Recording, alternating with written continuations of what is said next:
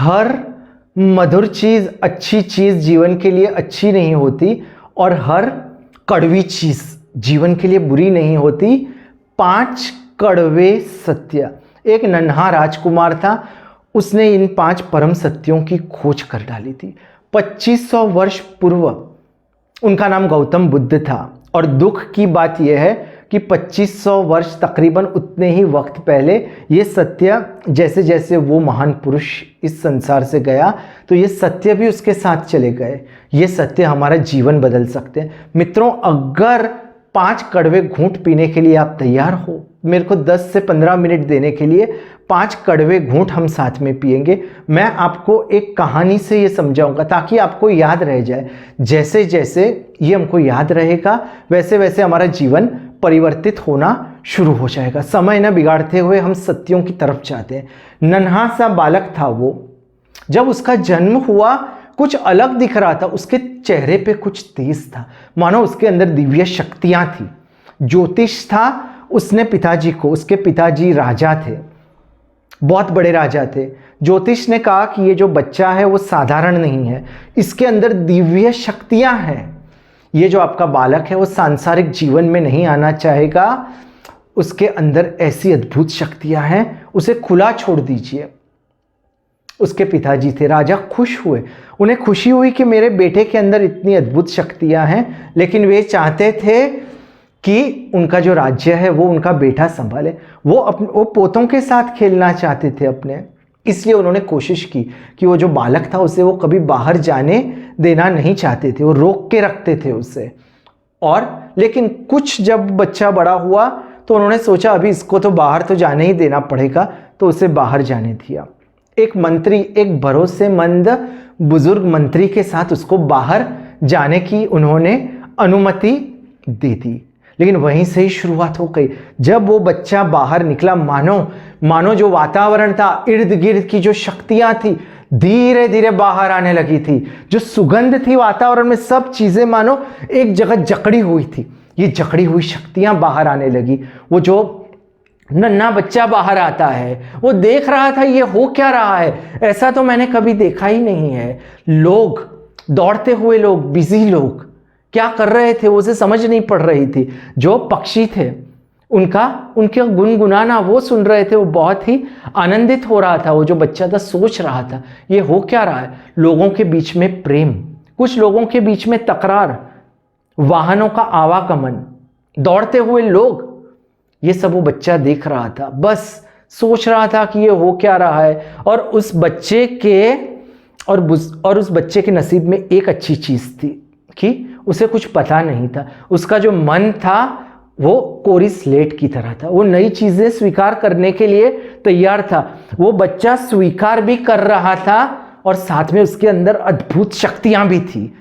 इन चीजों की वजह से मानो जो ये जो वातावरण है, मानो उसके अंदर से सत्य निकलने के लिए तैयार हो गए थे। अभी कुछ ही कदम आगे चले थे तो एक व्यक्ति था, उस पे नजर जाती है राजकुमार की।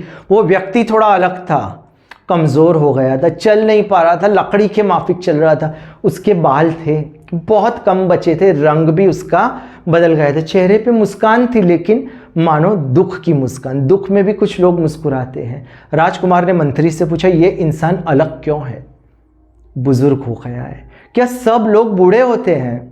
जी हाँ, पहले बचपन होता है, बचपन से जवानी का सफर, जवानी से बुढ़ापे का। तो फिर क्यों इतना वो गमगीन है? क्योंकि ये ऐसा वक्त है जिसमें कोई इंसान उसको पसंद नहीं करता, वो इंसान खुद को भी पसंद नहीं करता। राजकुमार ने बोला, लेकिन जब सब लोग बूढ़े होते हैं, सबको पता है, तो फिर ये क्यों दुखी है?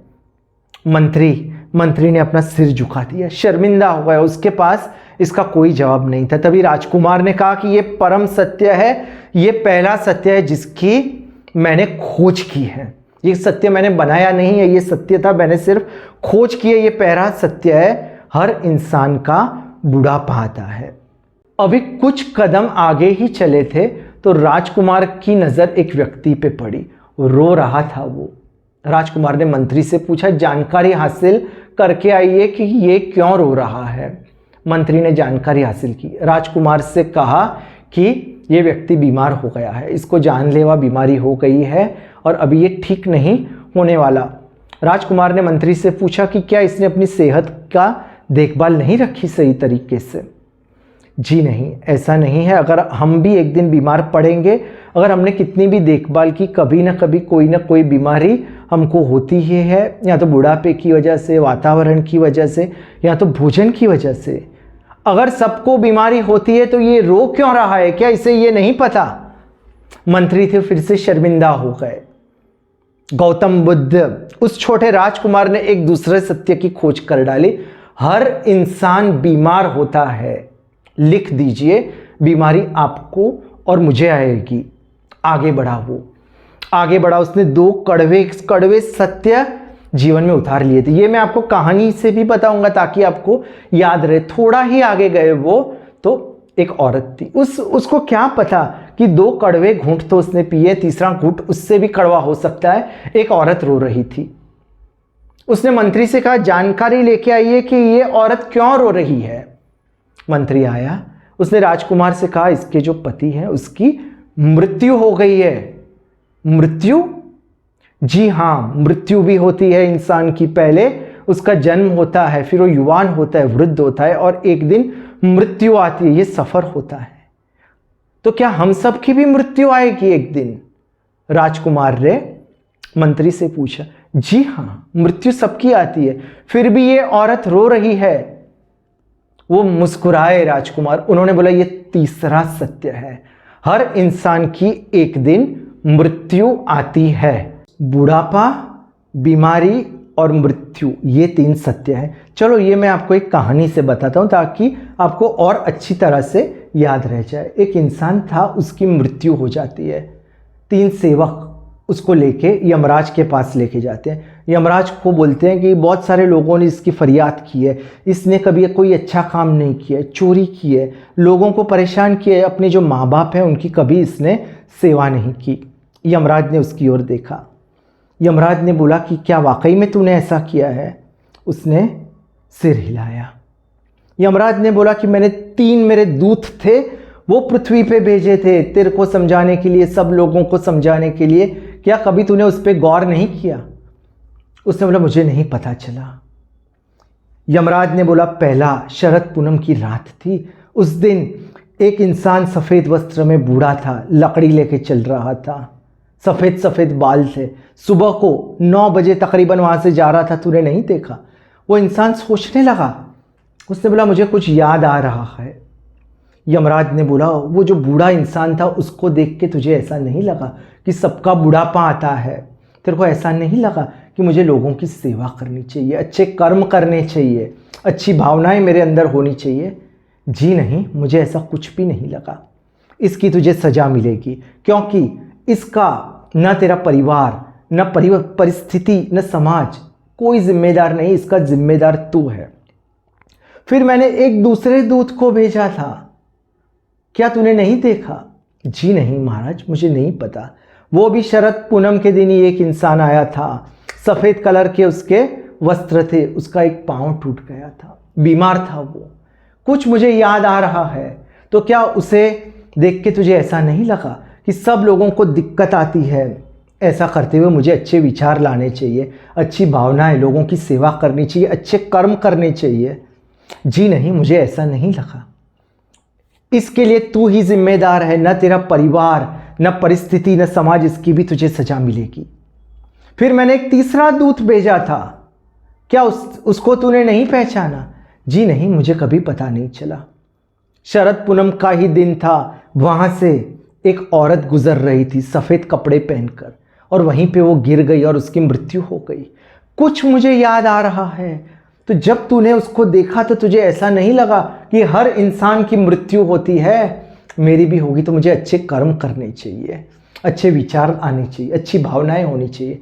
जी नहीं, मुझे ऐसा कुछ नहीं लगा। इसका भी तू ही जिम्मेदार है, ना तेरा परिवार, ना समाज, ना परिस्थिति, तुझे इसकी सजा मिलेगी। और उसको सजा मिली।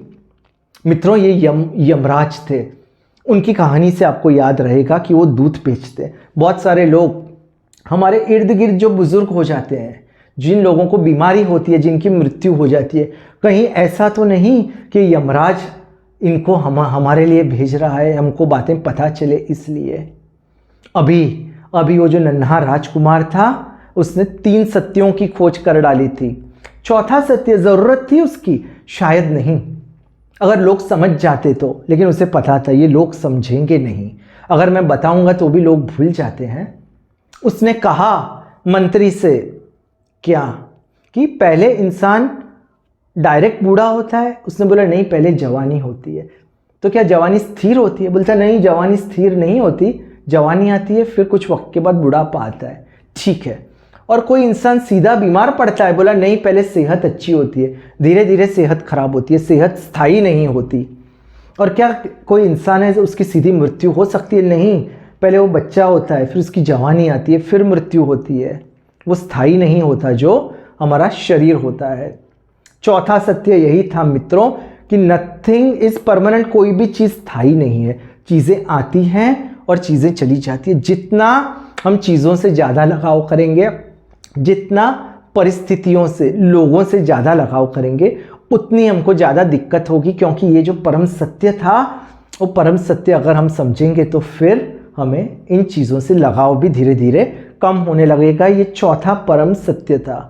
पांचवा परम सत्य उसे बताने की ज़रूरत पड़ी क्योंकि लोगों के अंदर कुछ कन्फ्यूजन होता है। कौन सा कन्फ्यूजन?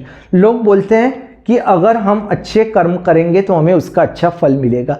सही है ये बात, लेकिन गौतम बुद्ध ने कुछ और ऐड कर दिया। उस राजकुमार ने, उसने बोला कि हम जो करते हैं वो तो एक भाग है, हम जो सोचते हैं, हमारे अंदर जो भावनाएं आती है और साथ में अच्छे कर्म, इन तीनों का जब मिश्रण होता है, विचार, भावनाएं और कर्म, इन तीनों का मिश्रण होता है, उसके हिसाब से हमारा भविष्य बनता है। क्योंकि बहुत सारे लोग हैं, मुंह पे मुस्कान होती है, पैसे देते हैं, लेकिन मन के अंदर मतभेद होते हैं, नकारात्मकता होती है, अहंकार होता है, ईर्ष्या होती है। इसलिए उस नन्हे राजकुमार ने ये पांचवा परम सत्य बता दिया। 5 परम सत्य दोहरा देते हैं हम। बुढ़ापा, बीमारी, मृत्यु, अस्थायीपन, और हम वैसे ही बनते हैं जैसे हमारे विचार, हमारी भावनाएं और हमारे कर्म।